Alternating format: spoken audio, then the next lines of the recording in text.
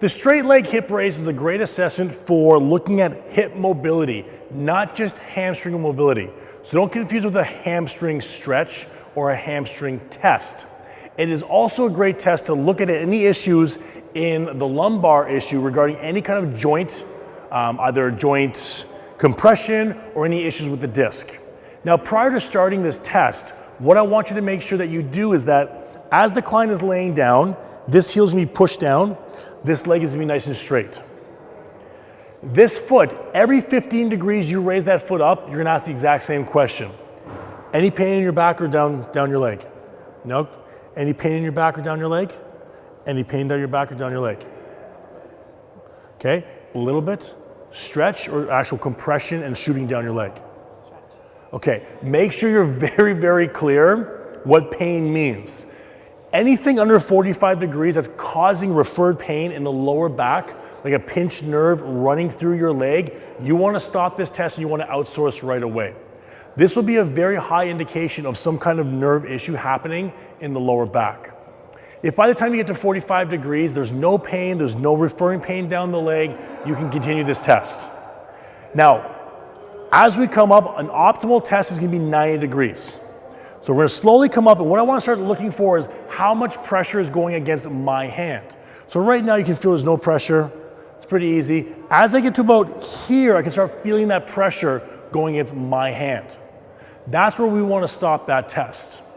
Now there's 3 reasons why we might not have optimal range of motion in this hip. Reason number 1, the hip itself could be very tight. So we have that femur into that socket, and if that socket or that hip is very, very tight, it actually won't move properly. So one way of determining whether this is an actual joint issue is something called overpressure. So in this position here, when we get to that end range, I'm going to add a little bit more force. And there's some give there. That give signals to me that this is not a joint issue. Now, the second reason why we might have some restriction through the hips is because of the core. Now, you might be thinking, what does the core have to do with our hip mobility? And it actually has a lot to do. So proximal stability, i.e. our core stability, will aid in distal mobility. Let me repeat that one more time. Our proximal stability, this ability to contract through here, will actually have an impact on our distal mobility or the mobility in the hips. And the reason being is that our core is meant to stabilize our body. So we need this to be nice and strong. When that becomes sloppy, and I don't mean by appearance sloppy, but when it doesn't engage properly, the hips start to take over and they have to do more load. They have to take on more work. So they start to tighten up.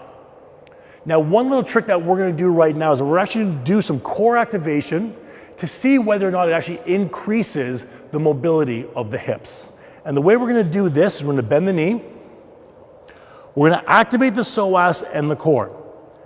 If this works, and we're only going to do it maybe 2 or 3 times, if this works and the core was the issue, you would see an instant improvement in her hamstring or her hip mobility. If it doesn't work, then we know it's not joint related, we know it's not core related, and we would just stick to our regular mobility, flexibility, and release techniques for the hamstrings. Okay?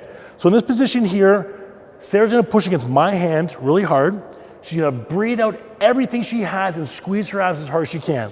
Keep going. Good. Deep breath in. One more time. Push, push, push. Good. And one more time. There we go. Okay. Now, again, we're going to be looking for that pressure against my hand, and that has made a huge improvement. So in this situation, now in case you're wondering again, why is this happening? When this doesn't do its job, the hips get tighter to help brace and support the body.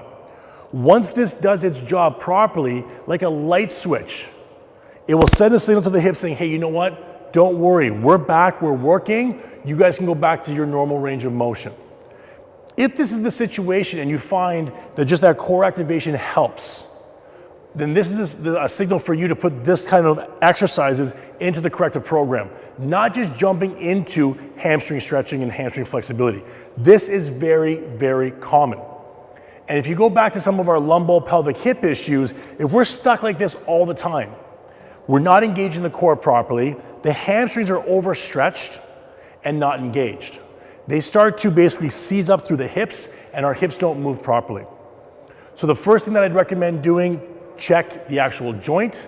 Second thing, do the core activation. Then if there's no improvement in terms of your mobility, then you can go through the hamstring corrective protocols.